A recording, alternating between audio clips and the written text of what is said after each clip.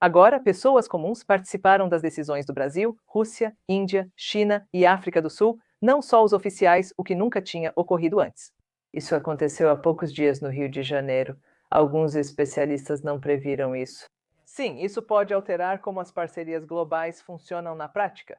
Essa é apenas uma das 4 grandes mudanças recentes que mostram que as coisas estão caminhando de forma diferente. Atualizações importantes recentes indicam uma verdadeira mudança de direção. Cada passo conta, apontando para algo novo que está tomando forma. Essas mudanças não ocorreram de repente, foram se formando aos poucos, porém de modo evidente. Estou analisando 4 desenvolvimentos significativos dos Brasil, Rússia, Índia, China e África do Sul do final de 2025. Essas histórias mostram o que esse grupo em crescimento espera fazer, além dos desafios difíceis que enfrenta. Desta vez, vamos abordar primeiro os seguintes tópicos: a cúpula dos povos no Rio e o que a participação da sociedade civil realmente significa para a governança dos Brasil, Rússia, Índia, China e África do Sul. Em segundo lugar, a Conferência Antiterrorismo em Moscou e o impulso por estruturas de segurança coordenadas. Em terceiro lugar, iniciativas de saúde integrando medicina tradicional à ciência moderna. Em quarto lugar, a mudança contínua para o comércio em moedas locais, especialmente em commodities agrícolas. Ao final, você terá uma visão mais clara do rumo do Brasil, Rússia, Índia, China e África do Sul e dos obstáculos restantes. A primeira cúpula popular do Brasil, Rússia, Índia, China e África do Sul foi aberta em 1º de dezembro, no Rio de Janeiro. Representantes de movimentos populares, sindicatos e universidades se reuniram para dialogar com os governos do Brasil, Rússia, Índia, China e África do Sul. Isso formalizou o Conselho Civil Popular, reconhecido pela primeira vez na Declaração de Kazan de 2024.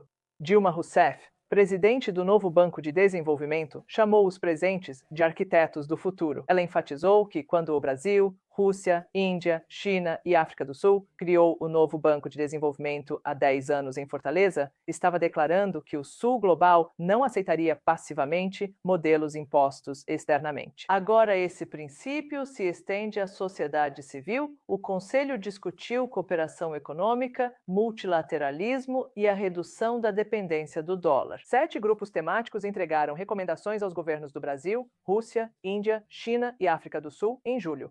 Então, aqui está o que realmente importa. Isso realmente cria uma responsabilização genuína ou é só para mostrar? Isso é importante porque grupos globais costumam ser criticados por não se relacionarem com pessoas comuns. Se o Brasil, Rússia, Índia, China e África do Sul conquistar confiança passo a passo, então estará enfrentando uma falha genuína na forma como os assuntos mundiais são gerenciados. O que mais importa é você conseguir realizar as coisas. Os governos realmente usam conselhos dos cidadãos ao criar regras? Só o tempo dirá. Por enquanto, o Brasil, Rússia, Índia, China e África do Sul está construindo lentamente sistemas para estudar o comportamento humano e as sociedades. A 14ª equipe, focada em estudos de humanidades e ciências sociais, se reuniu na cidade russa de Sochi. Especialistas apontam que as ciências sociais ficaram para trás na estruturação do Brasil, Rússia, Índia, China e África do Sul. O desenvolvimento sustentável requer entender dinâmicas sociais, não só soluções técnicas. Esse método em 2 partes, opiniões locais misturadas com pesquisas sólidas, pode impulsionar a forma como o Brasil, Rússia, Índia, China e África do Sul toma decisões, ou talvez crie camadas extras que mal afetam as decisões reais. O tempo dirá. A Conferência de Contra-Terrorismo Brasil, Rússia, Índia, China e África do Sul, Plus 2025, começou em 3 de dezembro em Moscou. Autoridades dos países do Brasil, Rússia, Índia, China e África do Sul, Plus, juntamente com especialistas de outros organismos internacionais como as Nações Unidas, a Comunidade dos Estados Independentes, a Organização de Cooperação de Xangai e a Organização do Tratado de Segurança Coletiva, discutiram estratégias de combate ao terrorismo. O foco incluiu o financiamento do terrorismo, o extremismo e o uso indevido de tecnologias da informação. Isso se baseia na estratégia antiterrorismo do Brasil, Rússia, Índia, China e África do Sul, adotada em 2020. Autoridades russas na conferência fizeram afirmações contundentes sobre as abordagens ocidentais em relação ao terrorismo. Eles argumentam que o Ocidente usa o terrorismo para fins geopolíticos, em vez de realmente combatê-lo. Essas são acusações sérias que refletem uma desconfiança profunda. Se você as considera críveis ou não, provavelmente depende da sua perspectiva geopolítica mais ampla. O que está claro é que os membros do Brasil, Rússia, Índia, China e África do Sul querem seus próprios mecanismos de coordenação de segurança. Analistas defendem que o Brasil, Rússia, Índia, China e África do Sul tenha um conselho de segurança formal para coordenar a defesa e se proteger de ameaças híbridas.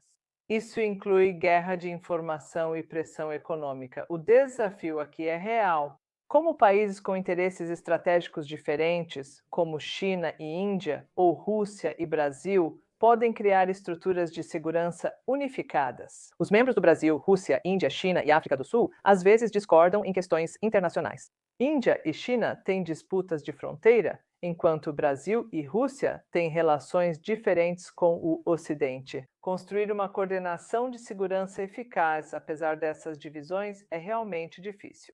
Mas a tentativa revela algo importante. Essas nações buscam alternativas aos sistemas de segurança atuais, que vêm como dominados pelo Ocidente.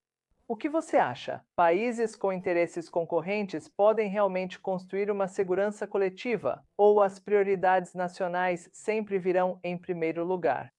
Deixe suas opiniões nos comentários antes de continuarmos. Um aviso rápido: este canal não é financiado por grandes organizações ou interesses corporativos. Dependemos de espectadores que valorizam uma análise independente dos acontecimentos globais. Se este conteúdo te ajuda a entender além das narrativas comuns, considere nos apoiar. Aqui está algo que não recebe muita atenção quando as pessoas falam sobre a saúde nos Brasil, Rússia, Índia, China e África do Sul, mas neste momento há um movimento significativo acontecendo. A Índia está se preparando para sediar a segunda cúpula global da Organização Mundial da Saúde sobre Medicina Tradicional nos dias 17 e 19 de dezembro de 2025 em Nova Delhi. Isso não está acontecendo isoladamente. É o culminar de meses de preparação, incluindo a Cúpula de Saúde do Brasil, Rússia, Índia, China e África do Sul, CCI, em agosto, que estabeleceu a ponte entre tradição e inovação como um tema central.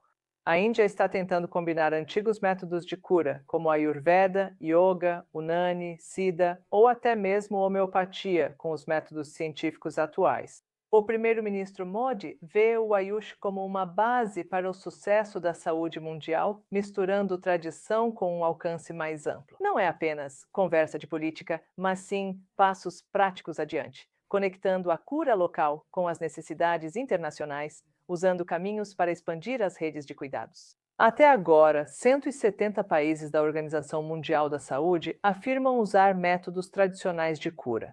A Índia está fazendo parceria com a Organização Mundial da Saúde por meio do Centro Global de Medicina Tradicional em Jamnagar. A China lançou um programa piloto de isenção de visto para russos entre setembro de 2025 e setembro de 2026. O turismo médico aumentou como resultado disso. Clínicas em Hanchun e na Mongólia Interior expandiram os serviços de fisioterapia, hidroterapia e acupuntura para pacientes russos. As entradas de russos de carro pela Mongólia Interior aumentaram 60% em relação ao ano anterior. Nos 2 primeiros meses, os russos representaram mais de 85% das chegadas sem visto durante esse período. No dia 3 de dezembro, autoridades de Xangai anunciaram novas regras para empresas de saúde digital. Elas priorizam a segurança online e tratam de proteger dados pessoais.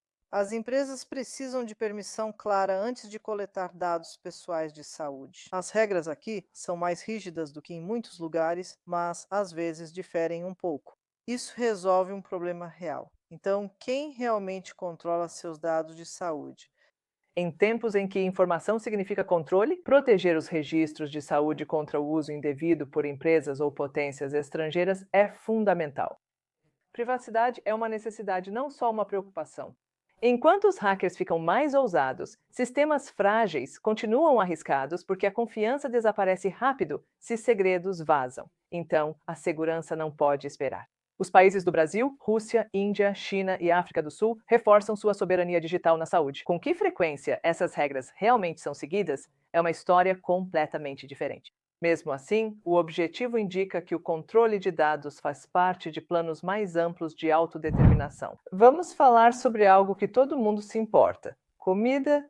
As nações do Brasil, Rússia, Índia, China e África do Sul avançam na agricultura e segurança alimentar, fora dos sistemas tradicionais baseados no dólar. A Rússia está prestes a exportar de 75 a 80 mil toneladas de carne suína para a China em 2025. Isso é quase o dobro das 40 mil toneladas exportadas em 2024. Essas transações são liquidadas em yuans e rublos, não em dólares. A China concedeu recentemente à África do Sul acesso ao seu mercado agrícola de 233 milhões de dólares. Isso favorece os agricultores sul-africanos, já que a China suspendeu os embarques dos Estados Unidos da América devido a tensões comerciais. O Irã e o Egito lançaram grandes projetos agrícolas em novembro de 2025. O Irã está criando um centro conjunto de pesquisa de arroz com a China para desenvolver variedades resistentes à seca, com rendimento superior a 6 toneladas por hectare. O Egito está estabelecendo o que chama de maior plantação de tâmaras do mundo, com 23 milhões de palmeiras em Toshka e Al-Awaynat. O Egito já produz mais de 19% das tâmaras do mundo. O comércio de commodities alimentícias entre Irã e África do Sul está crescendo. O Irã exporta pistaches, açafrão e tâmaras. A África do Sul fornece milho para a ração animal, ajudando a estabilizar os preços da carne no Irã.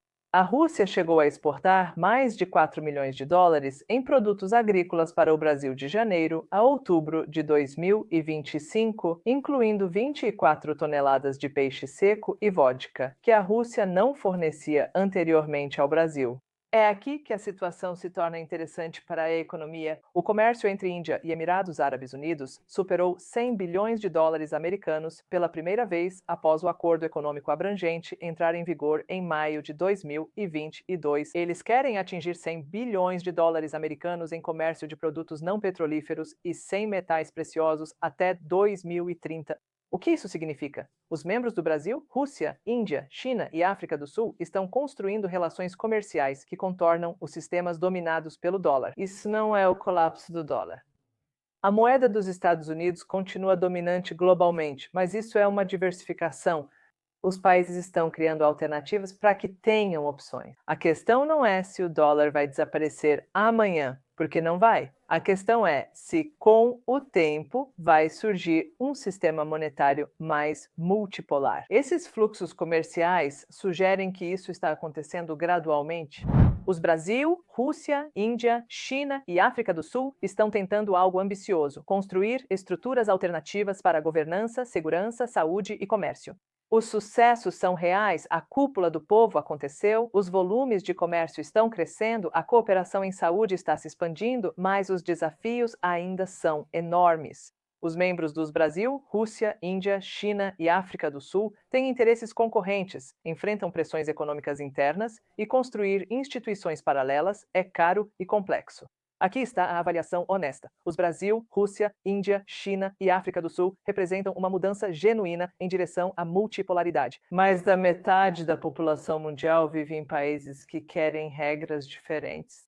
Mas estamos assistindo aos estágios iniciais de um longo processo, onde o sucesso não é garantido. Estamos testemunhando um experimento na construção de estruturas globais alternativas. Os acontecimentos que cobrimos mostram uma intenção séria, mas intenção e resultado não são a mesma coisa. Aqui está o que observar. As recomendações da sociedade civil realmente influenciam as políticas? Os marcos de segurança funcionam quando os interesses dos membros divergem? O que você acha? Estamos assistindo ao surgimento de um sistema alternativo genuíno ou isso é mais continuidade do que mudança? Você está otimista? A seção de comentários é toda sua. Obrigada por assistir.